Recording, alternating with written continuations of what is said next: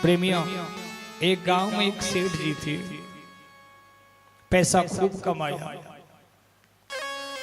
दुनिया भर का पैसा कमा लिया, लेकिन पैसा जो कमाया पूरा मन उसी में फंसा हुआ था। अब जब अंतिम समय आया, लेकिन प्रेमियों कई का देखा जाता है अंतिम समय जो आता है ये परमात्मा को ही पता है किसकी कैसी गति बनती है। कई व्यक्तियों को ऐसी स्थिति बना देता है। मैं व्यासपीठ से मैंने पूर्व में भी कहा, सत्य नहीं बोलता, यही 2-3 कथाओं से पूर्व महीने 1.5 महीने पहले की बात है।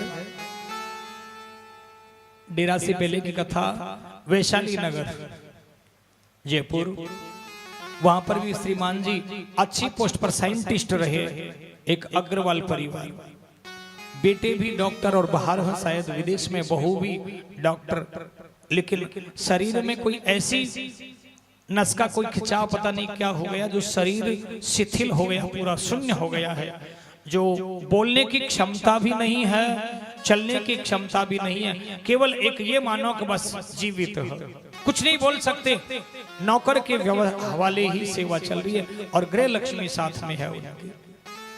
करोड़ों का तो मकान है वहां पर, संपत्ति है, बेटे हैं, बहू है, लेकिन अब क्या बने शरीर।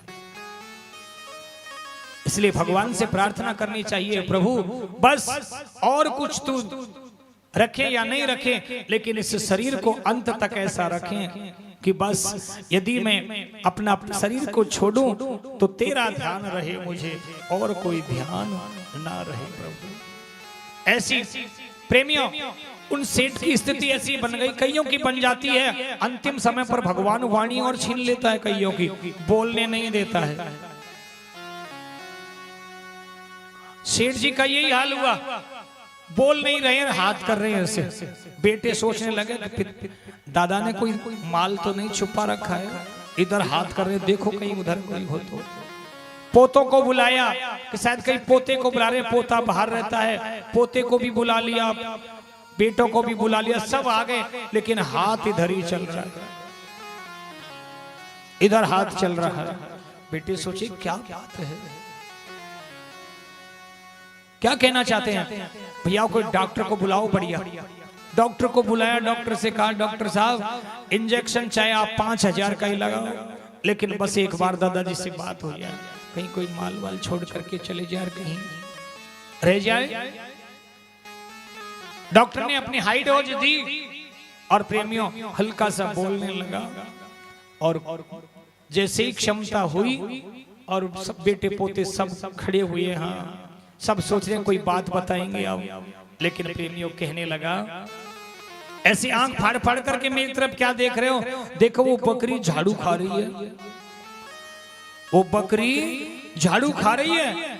बेटों ने पोतों ने सोचा जय हो, ये अंतिम समय पर भी आपको ये बकरी और झाड़ू, इसीलिए इतना इंजेक्शन लगवाया। कम से कम अंतिम समय पर तो भगवान का ध्यान करते, इस मोह माया को छोड़ देते। ये कथा केवल बकरी और सेठ की नहीं है, ये कथा संकेत देती है कि व्यक्ति को अंतिम समय पर भगवान का स्मरण करना चाहिए, भगवान से डोरी लगानी चाहिए।